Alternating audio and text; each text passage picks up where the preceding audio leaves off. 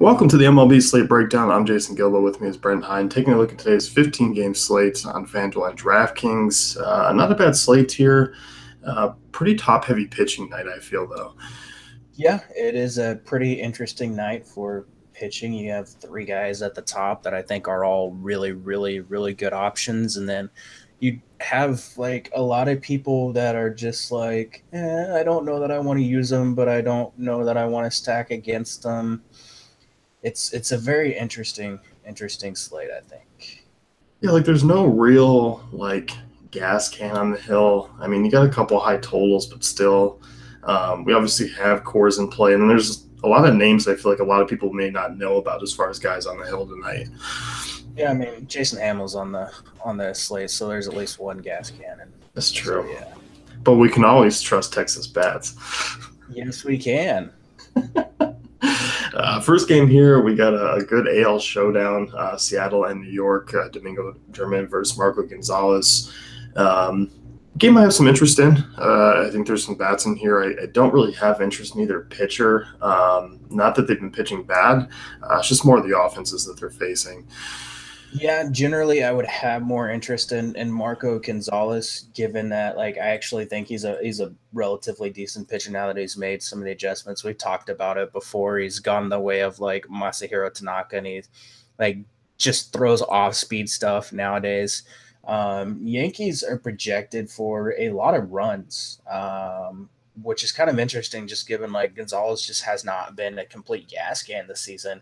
I will say, at his price, I don't know that he's a terrible option in tournaments here. I mean, 6,900, we know the Yankees have some strikeouts in that lineup, especially lately they have had some issues.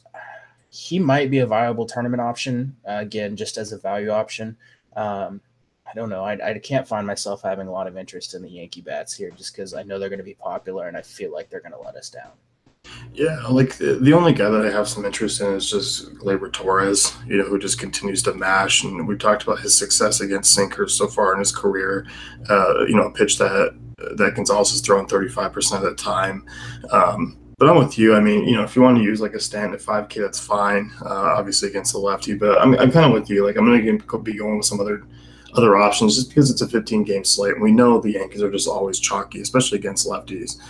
Yeah, I don't hate Gleyber Torres, like you mentioned. Miguel Andujar, a guy that makes good contact with sinkers. Some of the cheaper options like the Andujars and the Torres, I would have a little bit more interest in. I think if I was looking to go that way, just because Judge and Stanton, while they're good options, I think there's better options up in that higher price tier tonight. With you. Seattle side of things here, I think they're interesting, especially if German's a guy who struggles a little bit. We've always seen him kind of be a guy who will struggle with command. He's given up some power here and there as well. I think this is a good GPP team to kind of take some shots. Just good ballpark for these guys. Guys like Cruz, Haniger, Kyle Seager, all really not priced too highly. Yeah, my biggest issue is he's throwing that curveball a lot this season, 37%, and outside of D Gordon and Gene Segura and I guess Guillermo Heredia, none of these guys have good contact numbers against the curve. I guess Span's up there at about 79%, but everyone else kind of struggles to make contact with it. I mean, Cruz has a lot of power, so does Zunino. So I don't mind taking a couple of shots on those guys because they do hit that curve decently when they make contact. But German's a guy, I mean, we've seen strikeouts from him this season. I mean, almost 31% strikeout rate. I don't know that I would want to use him in this spot, but I think if I was looking, it would be the options like the Spans, Seguras, and some of those guys. I mean, the only thing is the Seager 4 price tag is interesting. Look, obviously doesn't hit curveballs well, but he does hit that high velocity fastball extremely well. And also I do enjoy the lefties in Yankee Stadium. And I just don't think these guys are popular. Like you said, the contact rates are awful, but I mean, they are just nothing more than GPP guys. Yeah, especially at their prices. Again, it comes in another scenario where I think there's better options in that same price range. I mean, Gene Segura is 4,800. That's crazy talk. I know he's been pretty good of late. He went through a hot streak, but 4,800 for Gene Segura. Come on now. Yeah, I mean, he's just not one of the guys I had interest in. It's Haniger 4-3 or like Seager 3-4. That's about Yeah. it for me. But yeah, Seager's is yeah, I'm not taking that price. Let's move on here. Milwaukee and Pittsburgh. Freddie Peralta take on Jameson Taillon. Any interest in pitchers here? I think Peralta's a fine value option. Again, a guy that we've seen has some strikeout ability. Like I know he struggled against the Twins, and he's back up here, to take on the Pirates. I mean, at 7,800, like I think he's a fine option here. Like I don't hate it, even though the Pirates aren't a team that generally strikes out a ton. But I think he's got the skills and the talent to be a decent pitcher in the majors, especially with the deceptive delivery that he has. And I think he's a fine option here. Yeah, I do too. It still baffles me, throwing basically 2-3 pitches and still being able to get by, especially at kind of a low velocity. Like you said, it's just everything about him. I mean, he's been a guy that a lot of people have seen this year. And even with a couple starts under his belt, teams still can't really get to him. It comes down to that delivery that he's got, and it's tough for people to see the ball when it's coming out of his hands. So it's a pitcher going against a team that's never really seen him before. So I'm always going to have a little bit of interest. Yeah, and we've seen the Pirates kind of really fall off of late. Yeah, they really have. So, yeah, no interest in picking on Peralta. I think 7/8's a fine SP2 price. Taillon's a guy who's been kind of very up and down this year. I'm not necessarily picking on him, maybe outside of a couple lefties, but it's overall, I mean, even if shot across the lineup, you're only probably getting one in there anyway, but probably just kind of a wash matchup for me here. Yeah, I mean, I don't hate like taking a shot on like Dames as like a one-off like power option here, but I'm not too interested in picking on Taillon too much. But at the same time, like I just don't feel like using him not at that price tag. No, I'm with you. Yeah, Thames would be it. I mean, I think Christian Yelich is a little bit too expensive for this matchup. I think you can find some other options. Yep. St. Louis and Philly next here. You got Luke Weaver taking on Vince Velasquez. I feel like Luke Weaver's pitched against the Phillies like 9 times this year. Yeah, it's kind of crazy. It's only actually been one, and he actually had a pretty good outing against him. I'm so sick and tired of Luke Weaver. Too. I mean, my interest is on the other side as far as pitching goes. Yeah, I definitely agree. Like Velasquez is an interesting guy, especially at his price tag in tournaments, strictly because there's some strikeout upside for him here. I mean, we saw him last time these teams faced off, 5 strikeouts in 6 innings, didn't give up on a run, got the win. I mean, 25% strikeout rate dating back to last season. His biggest issues come against lefties. 232 ISO, 369 WOBA allowed to lefties dating back to last season. You're going to get 2 lefties in that lineup. And one of them's like Dexter Fowler. Yeah, I was gonna say, does he really count right now? Like it's kind of Carpenter, and he's been still striking out a fair amount. Yeah, so like I think if you're not going Peralta, or if you're looking to get a mid-range SP option that's not named like Mike Soroka, like Velasquez is very, very interesting here. Yeah, I'm with you. I don't have any interest in really picking on him in this spot. I mean, Carpenter's been kind of hot recently again, so I guess there's that. That's it. Yeah, I mean, he has home runs in 3 of his last 4, and it's a good park. That'd be about it. Yeah, and the fact that he's second base eligible on DraftKings, that makes it much more appealing because FanDuel, I think he's still third base at 3,700. I think he's just solely a DraftKings play. Yeah, I haven't looked at FanDuel. I got logged out like a week ago, and I just haven't put in the effort to log back in. Because it tells me every single day I get logged out, so I just gave up. Yeah, that's how they lose customers. There you go, FanDuel. That and, putting games on slates that like don't have a start time. No, yes. Philly side of things here, back to Weaver. This is a guy I tend to not use. A couple down starts in his last 2 games. I think we've talked about him being a guy where the strikeout upside's kind of disappeared. Yeah, the strikeouts have just plummeted this season. I mean, 19.9%, and this guy was up in the mid to high 20s last season. Like, I don't know where the strikeouts have gone. Not that much has changed in his pitch mix. It would generally be a decent strikeout matchup. I mean, the Phillies this projected lineup like 28.6% strikeout rate dating or so far this season. I think he's going to be a popular option, and I'm going to take a stance and fade him. If you want to maybe eat the chalk in cash games, feel free. But like this is just a spot where I'm planting my flag and fading Weaver. We say that every start. We really do. The Padres in the second start against the Reds, teams that can line up, a couple 4 to 5 left-handers, we tend to stay away from Weaver just because, especially against lefty lineups. I mean, the strikeouts really drop, and we've seen him, issue some walks at times as well, although he's been a little bit better of late. But Philly's also an offense that's better at home. Yeah, and they've got they can load up a lot of lefties. I mean, you're going to get Caesar, Herrera, Santana, Nick Williams, Crawford in there. You might get like Andrew Knapp behind the dish, and there's another lefty. Like, there's some lefties in this lineup, and I don't hate taking a shot on some of them, like Caesar and Odubel Herrera and Carlos Santana. Yeah, I'm with you there. I think they're all excellent GPP plays, and it's a good way to attack probably Weaver, who even in GPPs will probably be around like that 15% mark. Yeah, and Odubel, a guy, 3 homers in his last 4 games. He's absolutely on fire right now too. And Rhys Hoskins, since returning from injury, has been pretty darn good lately. So you could even sprinkle him in at like 4,700. That's a pretty good price for him. So I think, also an interesting stack here. Yeah, for sure.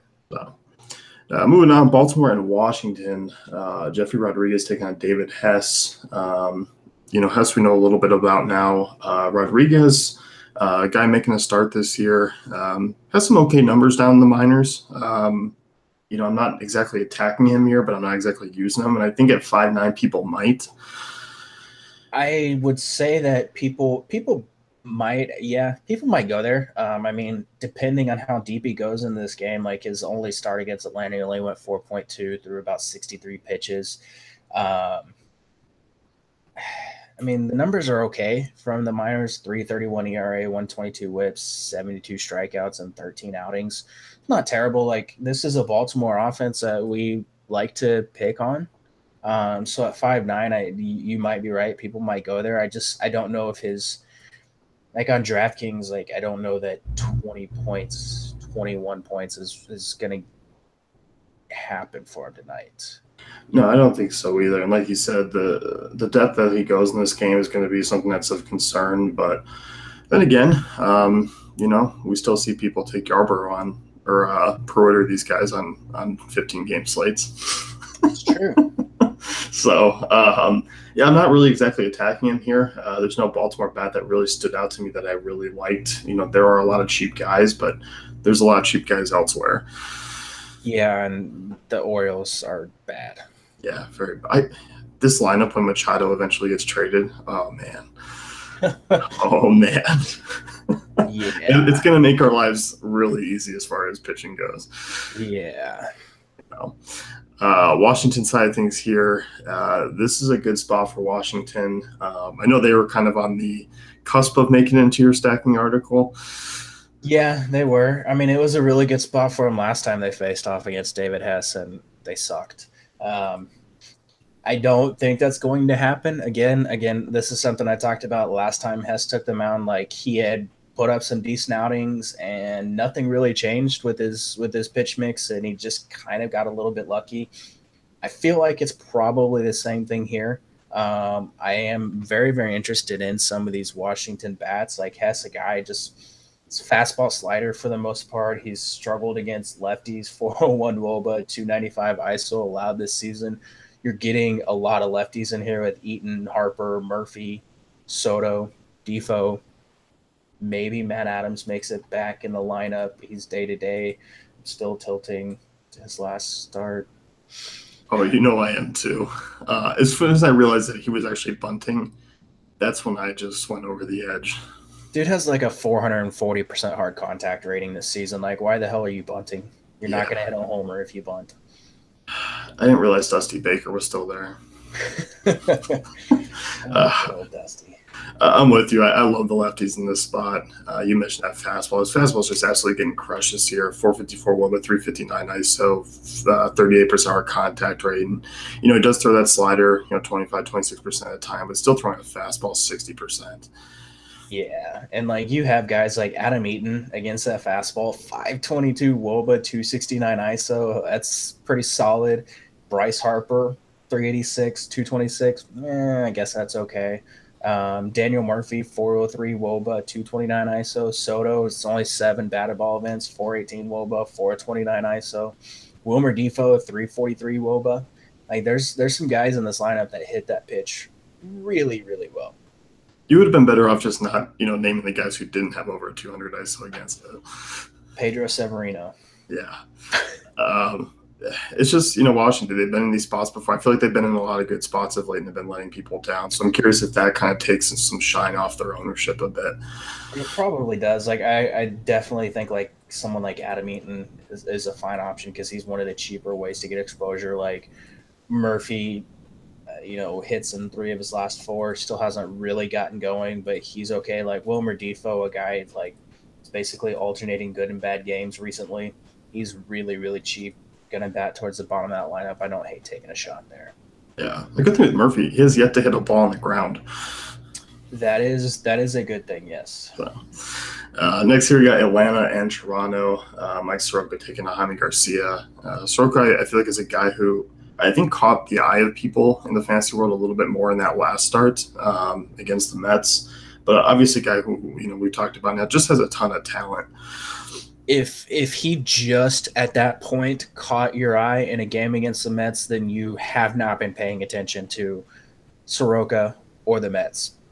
That's true. I just, my Twitter blew up. It was all these tweets and stuff about him, and I was like, he's been good. He's been a top prospect for quite some time as well. Yeah, I saw the same thing, and I was like, I get it. Like he's having a good outing against the Mets, but it's the Mets, and this kid.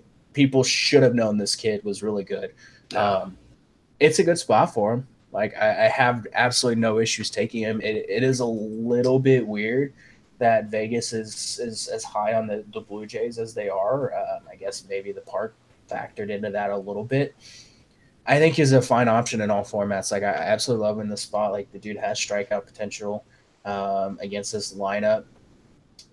It's a really good spot for him, especially if he's going to rely on that slider, which is pretty darn good. We know this is a team that really struggles against sliders. Yeah, and as always, the only guy that ever makes any decent contact against is Solarte. You have a couple guys in the bottom half, Travis or Diaz at 71% contact rate, but not a ton of production. I'm with you. I definitely like him in all formats. I'm fine with using him SP2. Even on FanDuel, if you want to take a dart throw, just given his price tag, he's 7,200. Yeah, I'm fine with that. On the flip side, because I think he's going to be popular. If you were building a ton of lineups and you wanted to do a Granderson, Smoke, Hernandez, Solarte stack, I think that'd be a viable way to get exposure. If you think he's going to be really, really popular and you're building a ton of lineups. Yeah, decent hedge stack there. Yeah. Atlanta side, I like some bats in this one, and I think they're all kind of fairly priced. We've seen Albies come back down in terms of price. He's only 4.7, but even some of these bottom half guys I really like, and especially, I kind of think it's interesting on FanDuel. You can go a little two-catcher route. Yeah, I love the fact that we're going to get both catchers in the lineup, and I'm very much intrigued by who's going to be more popular. Kurt Suzuki is the guy I think everyone will flock to, which is fine. Kurt Suzuki is a very, very good option. He is absolutely raking against lefties this season with a 227 ISO, 351 WOBA, but Tyler Flowers has been better against lefties this season. 313 ISO, 571 WOBA.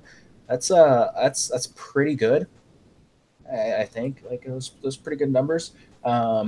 And all these guys hit sinkers pretty well, except for I guess Suzuki, not that great. But Flowers, 369 WOBA against it, 47% hard contact, and it's a good spot for the Braves. Yeah, I'm with you. And then obviously, I feel like you can forgive Freddie Freeman here. We've seen Garcia struggle with lefties as well. 291 ISO allowed. And also a spot where Freeman hits that sinker well, 251 ISO, 434 WOBA. We know Albies as well, tremendous power against left-handers and against that sinker. I'm going to be stacking them up here. I like a Brave stack. Yeah, I absolutely love a Brave stack in the spot. And don't overlook like Markakis, 351 WOBA against sinkers, 92% contact rate. He has the highest contact rate of anyone in that projected lineup.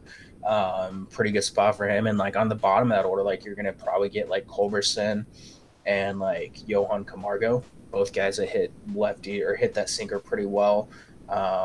Both hitting, I guess, Camargo 200 ISO. Culberson, I thought, was doing better against lefties this season, but apparently it's not that great. Like maybe him and Dansby Swanson just like flipped.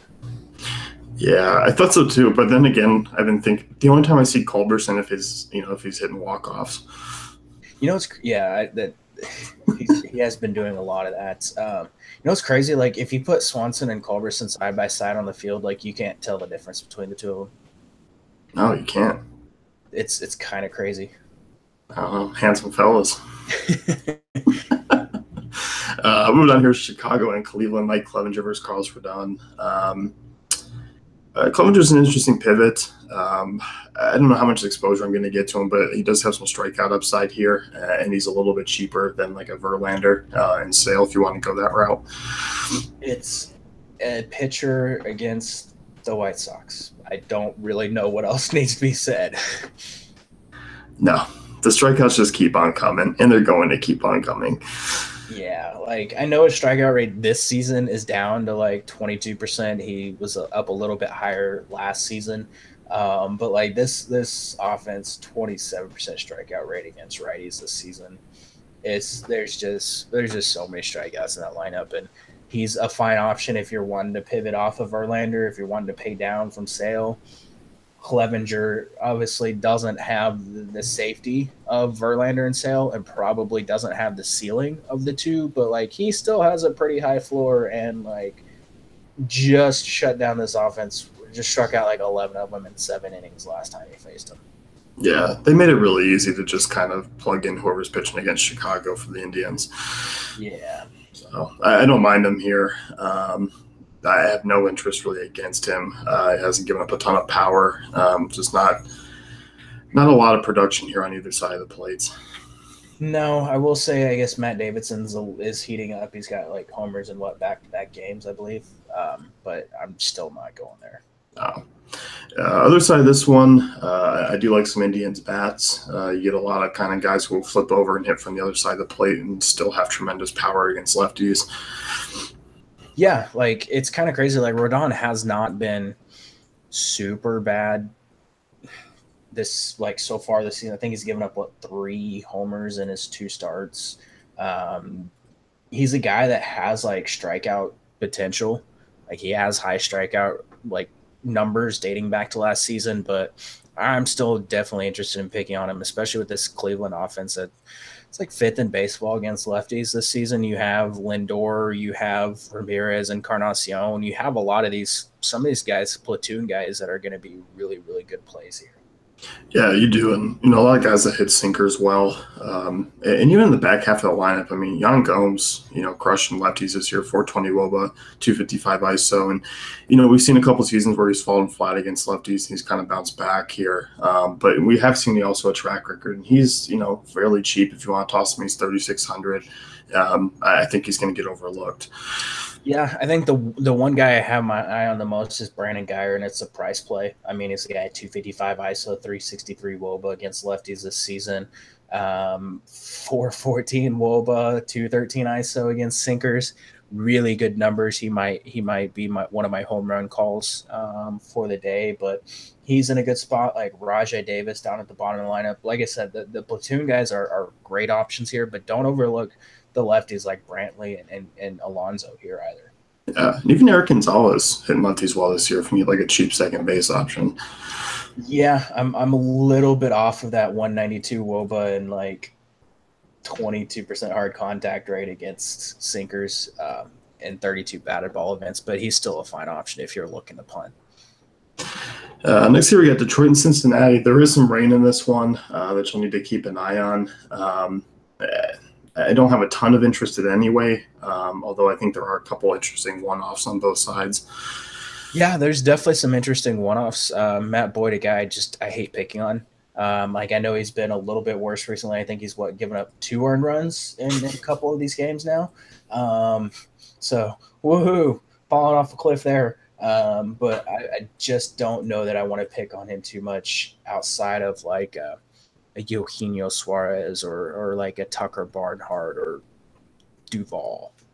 Yeah, it's kind of the power righties that I like here. Suarez, Duvall, huge power against left-handers.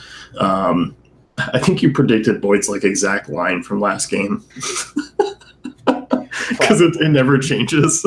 Yeah, it's gonna be like 5-6 innings, like a handful of strikeouts and like 2 earned runs, and you're just gonna be like, why did I stack against this guy again?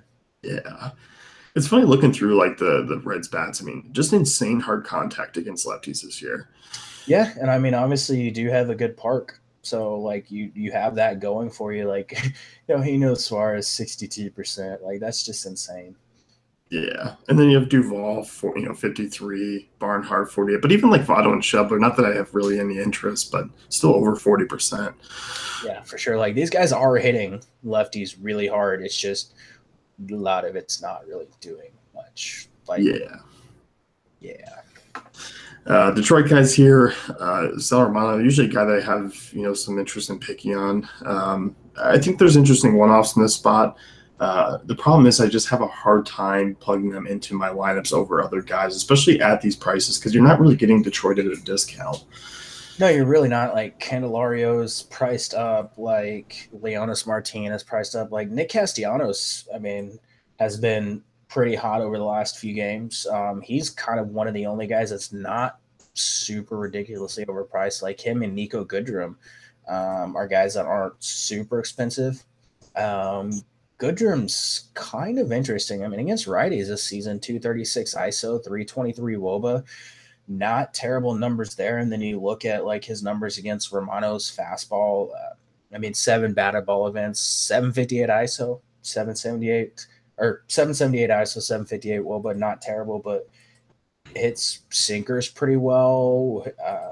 Probably struggles against sliders because everyone really struggles against sliders. But like he might be an interesting one-off option, assuming he makes the lineup, which he should. He's projected to. Yeah, I would assume he would. He's got second base eligibility if you don't quite want to use him elsewhere. Yeah. So, I would have interest in like Candelario and Leonis Martinez if they were cheaper, but they're just not. Yeah, exactly. LA and Chicago, second game of a doubleheader here, but we should get that lineups out. It's Rich Hill, Mike Montgomery. I don't have a ton of interest in hitters in this game, although I don't actually expect Hill to pitch all that long. I don't expect Hill to go too deep in this game. I am a little bit intrigued with him on DraftKings at his price. It comes down to like this is a guy that historically has really high strikeout numbers. I mean, we're talking to like 28.8% dating back to last season. I know it's down to like 22.4%. He made some adjustments during his last like injury stint and struck out like 10 batters in like 4 innings in the minors. Like he's back to like devastating curveball. And if he's going to be throwing that a lot, I have interest. I think there's a decent amount of strikeout upside for him in this lineup. It's just a matter of A, it's a Dodgers pitcher. B, he's prone to injuries, and like I don't know that blister is completely healed. Like I think he's just like covering it up. So like it's concerning, but like he has upside at his price. He definitely does. And you mentioned the curveball, and like these Cubs are just absolutely awful against it. I mean, Rizzo and Russell have a decent contact rate, and obviously Bryant's a guy who will have some power against it. But I mean, overall, like the whiff rates are just insane against this curveball. Yeah, like Anthony Rizzo and Addison Russell, the only guys below 30%, and then everyone else is like high 30s, mid 40s, and then you have like Ian Happ. Yeah, and then like I mean, Javier Baez is missing from game one, may not even play game two. Yeah. So So there's potential here for Hill at that price in tournaments. I can't I don't think I'll ever trust a Dodgers pitcher in cash like ever again. But in tournaments, it's a fine play. yep. Um, Dodger side things, Montgomery. Montgomery is just a guy I don't pick on. Really strong ground ball rate, doesn't allow a lot of power, just kind of goes out and gets the job done. Yeah, he's a guy I don't really want to roll anyone against. Like I don't think he's a viable option in the spot. Like I don't know that there's a lot of strikeout upside for him. I guess at that price, if you wanted to take a shot, I mean, Suspension.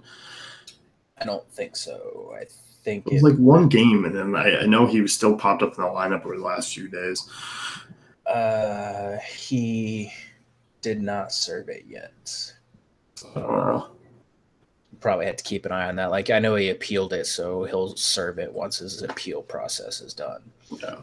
yeah. Well, it's just Turner and Kemp for me here. Yep, I agree. It's because Hernandez isn't playing Madison Bumgarner, or else I would. There you go. Boston, Minnesota, Chris Sale, Jose Barrios. Chris Sale kind of, I kind of like Verlander a little bit more, but I don't, obviously, will not say no to Chris Sale here. I will never say no to Chris Sale. Like this is a good spot for him. I mean, it's Chris Sale. Like people don't tune into our podcast hear us tell them Chris Sale is a good pitcher. So like if you want to play him, the Twins do strike out a decent amount against lefties. So there you go. Yeah. Let's move to the other side here. I don't really have a ton of interest in picking on Barrios here either. I don't hate taking a shot on a couple guys just because I don't think anyone's going to go there. And it'd be like Benintendi and Moreland, maybe. That'd be about it. Differ's numbers against curveballs do intrigue me. He's the guy who's hit off-speed pitches pretty well. 443 well, but 333 against that curveball that he throws quite often. I don't hate him. The Moreland prices, the Devers prices are intriguing. I can't get too excited about the 5K guys, but Benintendi's just still crushing the ball. That's pretty much the only reason why I'd even look at Benintendi is because he is just absolutely raking still. But yeah, Devers' price is interesting. Moreland's price is interesting if you're looking to get some contrarian exposure here. But like, I think there's just so many better ways to go. Yeah, with you. Tampa Bay, Houston, another ace on the hill. Justin Verlander just has been absolutely dominant this season. Houston pitching hasn't been, great of late. I feel like it's kind of dropped off, but Verlander should not bounce back, but get back to what Houston's been doing all year long. I think they're just tired of just mowing all these teams down. So it's like we're gonna like hand them a few runs and see if our offense can get us the win. Still, I think that's what's happening. That's what's been going on. I mean, they're 12 games they've won now in a row, and their pitching's been pretty awful outside of Verlander and McCullers. Yeah. Like the Houston that we expected at the start of the season has finally arrived. And now Vegas is like down on Houston most nights. I know. And I'm not, let's talk about these Houston bats. I'm not too crazy about them here against Snell. First time in a while, Rays are rolling out an actual starter. Yeah. They only have like two actual starters. So like you don't get one very often. I don't really want to pick on them here. Like I think Snell is a perfectly fine tournament arm here at 9,500. Has struggled in the last couple games, but like we're still seeing like Snell with some strikeouts numbers. 28% this season. Like it's pretty good. And there's a few guys that do strike out a little bit against lefties, especially towards the bottom of that order. Like I said, I don't hate him in tournaments. I don't know that I want to pick on him too terribly much. Oh, I'm with you. It's, if you want to keep rolling the Evan Gaddis train, I don't hate it. George Springer. The problem is I don't want to pay these price tags. That's kind of my thing. Yeah, that's pretty much what it comes down to for me. Like Gaddis, 4,400 is pretty expensive. Springer's up over 5K. Like Correa, 4,900. He's been pretty hot recently, so I guess if you wanted to go there, you could. Marwin is an interesting cheap option that I don't absolutely hate, and maybe like a Jake Marisnik. That'd be about it. Yeah, I mean Mark went off that range of fastball, 456 roll by 310 ISO, 90% contact rate. Yeah, he's got pretty good numbers against it. I don't hate him, and he's 3,400, so I do like that find there. Yep. Texas and Kansas City next. Cole Hamels taking on Jason Hamill. I don't have any interest in either of these pitchers. Hamels. I don't. They're both terrible. Yeah. I am going to probably continue to roll with like Shin-Soo Choo, 4,600, reasonable price for a guy who's been hot. But, this team's healthy again. And I think they're going to start churning out some better offensive production. I would like to think so. I actually, the Rangers made it in the pitching article, and it's kind of crazy. Just a quick sneak peek. It's really weird that tonight I'm using Rangers bats, and tomorrow I'm considering a pitcher against the Rangers. It's just really weird how daily fantasy works that way. I don't know. Weird tangent. Anyways, Jason Hamill sucks. He's like one of the worst pitchers in baseball. I know he just had a really good game against this Rangers team not too long ago. It was like 3 starts ago. He had like 10 strikeouts and 5 and a third innings. But it's still Jason Hamill, and he's still giving up like the 4th or 5th most runs in baseball. And I'm all in on Texas here. Yep, that 50% fly ball rate, 49% hard contact rate to lefties is something that I'm after. But I mean, even against righties, 44% hard contact rate. This team's fairly cheap. I mean, Chu's your most expensive guy because he's been the best hitter for Texas this year, and a guy who mashes sinkers, 443 WOBA, 225 ice over, 40% hard contact rate. But I mean, even guys like Mazzara kind of fit that bill, and I don't even hate like an Adrian Beltre in this spot as well. Yeah, those guys that you mentioned, all fine options. Elvis Andrus back in the lineup. I really like him in the spot. 358 WOBA against that sinker, 91% contact rate. Robinson Trinos has been cold recently, but like 361 WOBA against it. Ronald Guzman, very, very interesting, like cheap first base option at 3,300. I don't hate taking a shot on him there. And like Joey Gallo down to like 3,900. Pretty good spot for him, even though he's going to strike out at least twice tonight. Yeah. All good spots there. Royal side things, I'm not using Hamels, but I'm not really looking to pick on him here too much either. There's just not a ton of guys that I have interest in. The only guy that I think I have interest in here, and it's mostly a price play, would be like Hunter Dozier, 2,900. He's a little bit interesting at that price, has been hitting decently well recently, so I don't hate taking a shot there. And I guess obviously Whit Merrifield and Salvador Perez, guys that hit lefties really well. So if you wanted to round out like those 3, I can get behind that. But like Soler being out now, like there's just not a lot of guys that I have interest in. I'm with you.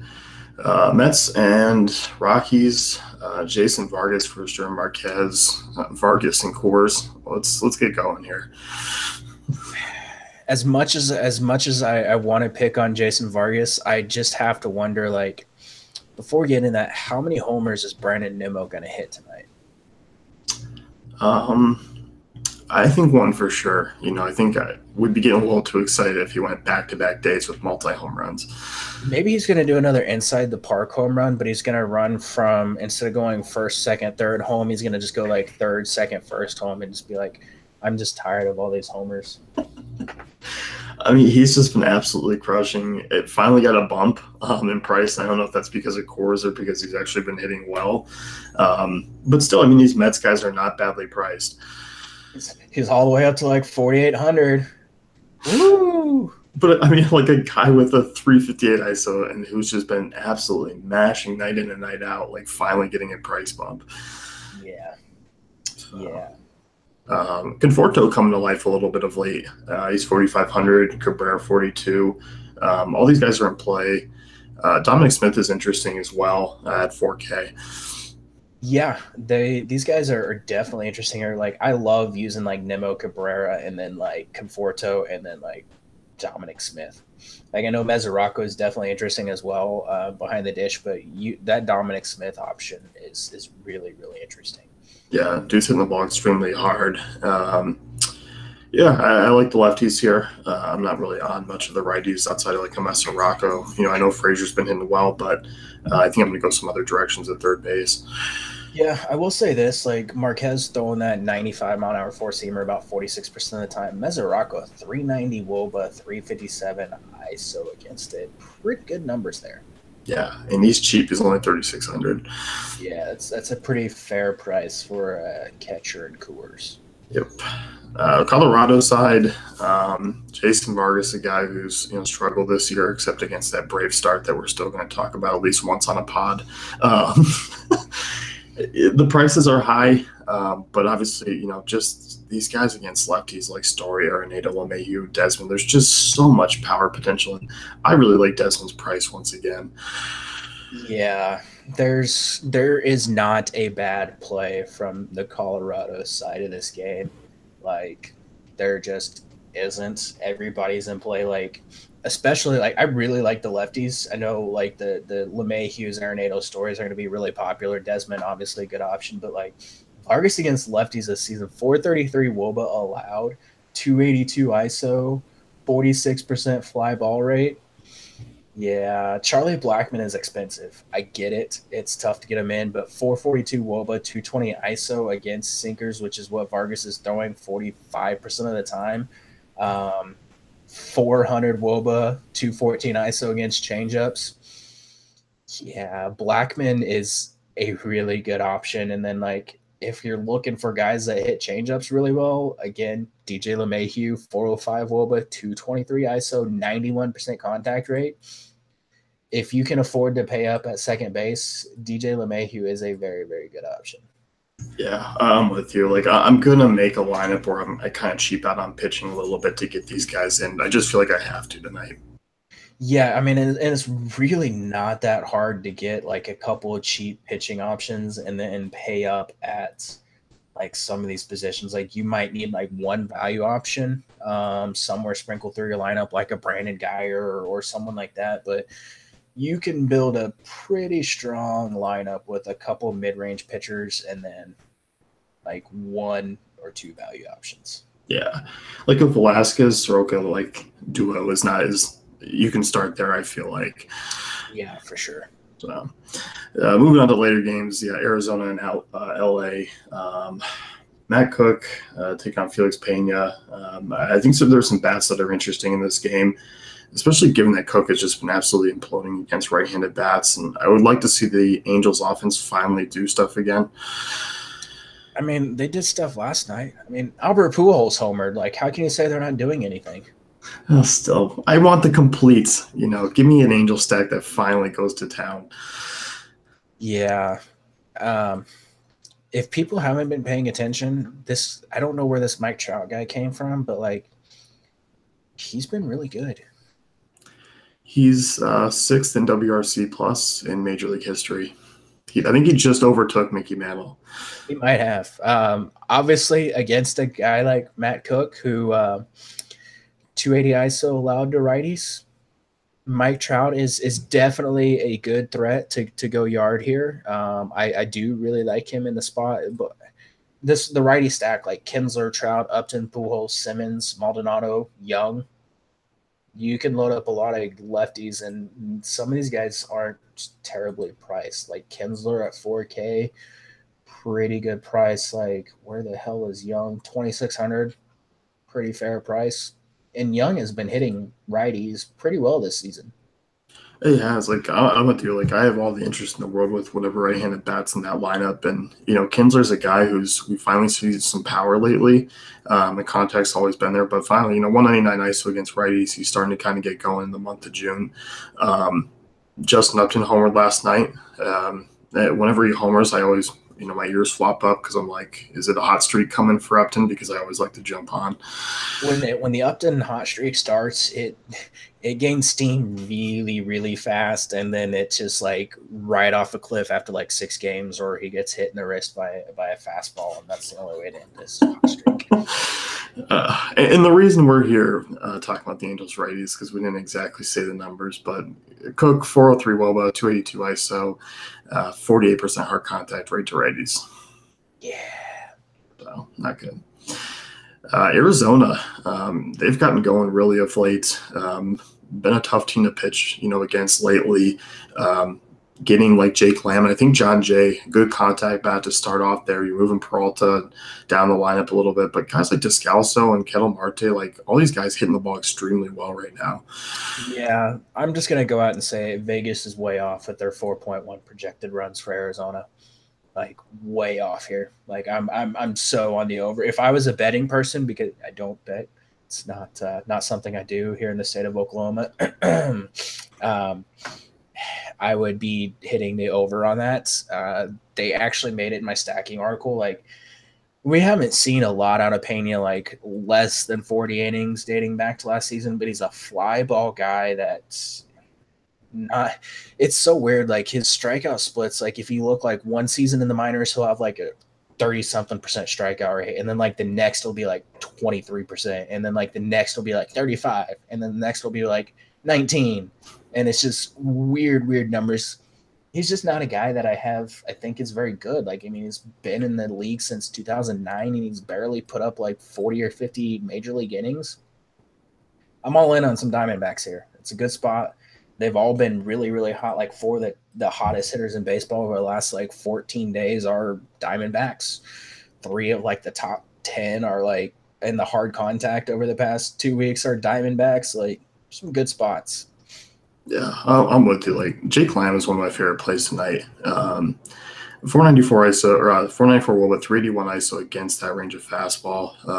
A decent par for lefty power.